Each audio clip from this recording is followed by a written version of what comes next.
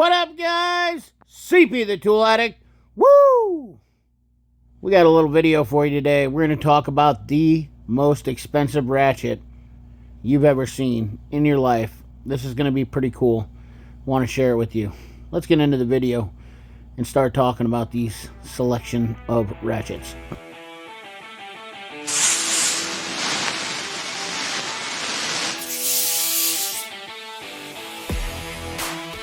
Alright, ladies and gentlemen, let's get into this and dive deep now. I've all showed you my ratchets, and we've talked about ratchets till I'm blue in the face. I have way too many, okay? But I also have a little bit of an addiction, and I love ratchets. And I've been wanting this ratchet for a long time. But the absolute quality and craftsmanship of it is what sets it apart from any other ratchet in the world. And there's a couple of great ratchets out there. No, this isn't a snap-on. This is a ratchet that has much more taste than any ratchet you've ever seen before. In fact, I looked for this on YouTube and it wasn't even out there. So, yeah, let's get into talking about the ratchets. Now, I've showed you all the Japanese, American, German, you know, every ratchet out there from every company that you can possibly think of. I have all the USA made ratchets, SK, Cornwell, Mac, you name them, I have them, and I have a lot of different feelings about a lot of different ratchets.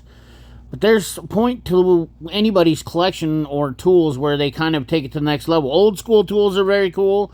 You know, the Koken stuff is extremely one of my favorites, and it's affordable, great value for the money, and it's great function. Tone ratchets, they're very nice for compactness. Every ratchet has a little bit of a unique feature with them. And I think that's what really sets them apart and makes it so it's more customizable for people, and why they enjoy certain brands and become brand loyal to said brand. Personally, I don't even know if I can put a finger on my favorite one anymore because I love them all so very much, and it's the hardest part about using them. However, there's been one company that stands alone in the entire universe as a company that really stands out with some, what do I say here, just some really high-end quality style ratchets. No, it's not this ratchet, but Nepros does make some very high-end quality ratchets, and they are exquisite in the way they're made. Everything that they do about them, the quality, craftsmanship. Are they my favorite? No, but I can appreciate the craftsmanship that goes into making this, and that's what sets this ratchet apart from a lot of other ratchets out there. No, it's not the best back drag ratchet, and it's not my favorite ratchet, but it is the prettiest ratchet that I own, and I mean that with all sincerity. And it's not even the most expensive, because this ratchet cost me $130. Is that really a bad deal to have something that nice for $130? No, sometimes it's okay to treat yourself. 13-inch long ratchet, 90 tooth, great back drag, or it's decent back drag, but not the best out there. Nepros has a history of making some very quality tools. With their chroming process, they're very high standard, very, just like I said, exquisite tool. Craftsmanship, the lines, everything they do, the machining, the fit and finish of these tools are absolutely exquisite, and you have to have an appreciation of that, or you're not going to really enjoy the quality of ratchet that you're getting. All the little nuances with it, the smooth finish on all the rounded edges, just the way the ratchet feels, well balanced, everything. I mean, just look at those lines, smooth as butter. That's what's great about it. Smooth switch. Everything's in line. Good button push on the release. Nepros does build a quality ratchet. Once again, I reiterate that this is not my favorite ratchet, but it is the prettiest ratchet. When it comes to socketry fitment, Nepros and Koken do an excellent job, as well as Snap-on. Once again, you have to appreciate this kind of quality in a tool to understand that, you know, you're going to get a tighter fit on the anvil to the socket fitment, so it is a lot closer. Clean drop, you know, disconnect from the socket. All those things mean quality machining in a tool. And some of us just enjoy that. We appreciate that. Just like some of the older vehicles were made really nice. Some things are made really nice, and people put a little extra time and effort into doing those. As a professional, that's kind of what I've, practiced when I'm doing something. Giving something a little extra time and care, and comes out with a better finished product in the end. Now I want to talk about some Japanese techniques, a little bit of art. And that's a technique called with urashi oil.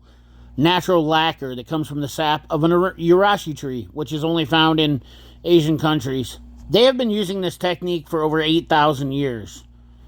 Urashi lacquer protects a lot of really important things and makes some art pieces a lot nicer. It's kinsangui and maki work. Urashi is commonly used with these Japanese art forms. So it is some art. Japanese art is very interesting and intriguing to me. The takimaki technique, where they put gold plates and cut into squares and waterfalls and such, really is interesting. I found myself intrigued after looking up this ratchet and find out a little bit more and educated myself about urashi. This is a urashi bowl used to mix the lacquer in. And the technique, putting it together or putting on something, you have to mix a paste together, and it comes out in this liquid form with the urashi sap. Now, the sap itself is very interesting. As you can see, it comes out in a creamy looking texture. Once you put that on, then you can get in your gold leafing, and they lacquer over this stuff with urashi oil and come up with these little beautiful art deco type style dishes, plates, so on and so forth, that are really beautiful. And for some reason, to me, they're very relaxing looking pieces of artwork. And the touch and feel on them is usually nice. I've touched some Japanese urashi stuff before, but a lot of really cool designs and things that they come up with for these that are just really nice to look at. I enjoy them. And the fact that they do this technique to almost anything in Japan is pretty cool. It's really neat. And it's an art form of theirs that they've been doing for 8,000 years, so there's a lot of history with it. There are some caveats with the urashi that could be poisonous to you, though. Urashi has some really different kinds of ways it acts. In some ways, it's like a poison ivy. It's sensitive to UV light and can discolor or crack. There's a lot of history behind it, but the artist may apply layers of urashi coating, waiting for each layer to dry 4 days. And then you get these beautiful pieces. And they are beautiful. The handles on these ratchets are exquisite. Now, this isn't something that you're going to be wanting to go out and use wrenching. And when I show you the price on these, you're probably going to, want to run out and buy one. But the walnut cases that they come in and use them, as you can see the Nepros logo on them, the designs of the ratchets are definitely unique. Every one is one of a kind. These designs, very, very, very neat, in my opinion, with gold in the handles. And what makes them special is the uniqueness to them. Like I said, no ratchet is the same. And you can see some of the cracking in the handle right there, but they are not perfect. That's the other thing about them is that they are perfectly imperfect in some cases. But just a beautiful, exquisite looking ratchet. Now you're probably asking, $23,000 for that ratchet, CP, or $2,200? That's not a bad deal. I should run right out and get those. Or $2,900 and $4,600. That's right. These are the most expensive ratchets in the world. And they are from Nepros. So if you thought that Snap-on had the most expensive ratchet in the world, well, believe it or not, they come from Japan. And they are far more expensive than any other ratchet on the planet. Urashi lacquer on top of these Nepros ratchets. It's kind of one of those bucket list things. To even see one would be cool, but to own one would be amazing. Obviously, you'd have to be very wealthy and be able to afford doing something like that. Me, I'll stick with my Kokens for now. The Koken is a working man's ratchet. The Nepros is a nice ratchet. It's still affordable, but you can still get some of those. You can still get the feel of that Nepros quality without having to spend that $4,600 price tag, $2,900. That's the beautiful part about it. The Nepros ratchet is pretty much the same ratchet as those expensive ratchets, and you can still buy one. I'll leave a link in the description for the Nepros ratchets if you're interested in it. You won't go wrong with them. I personally always will prefer my Koken over the Nepros a little bit because of the back drag, but they are very nice to have in your arsenal. And KTC makes some great products, and I have been thoroughly happy with it. I do not use my Nepros ratchet, I will tell you that much. It is a toolbox queen, 100%. The Koken ratchets are definitely my go-to. I like the fit and finish on them a little bit better. With that being said, I hope you enjoyed this video. I hope you got something informational out of it or learned something. And maybe you'll buy yourself one of these ratchets soon. Remember, like, comment, share, subscribe, ring that bell. Remember, keep your hands dirty and your money clean. Thanks for watching.